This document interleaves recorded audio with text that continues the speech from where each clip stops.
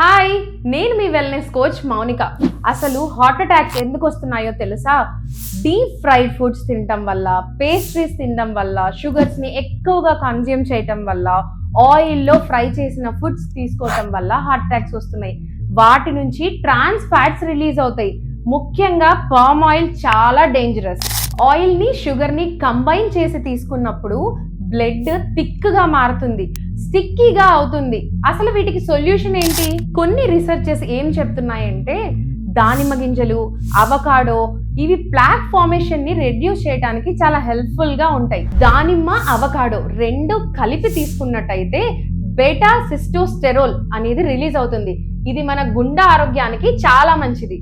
ఈ రెండింటిని మీ డైట్ లో ఉండేలాగా ప్లాన్ చేసుకోండి, లేదా సప్లిమెంటేషన్ రూపంలో కూడా తీసుకోవచ్చు. ముఖ్యంగా మీ మీల్ ప్లేట్స్ ని హెల్దీగా ఉంచుకోవడానికి ట్రై చేయండి. అది మీ గుండె ఆరోగ్యానికి చాలా మంచిది.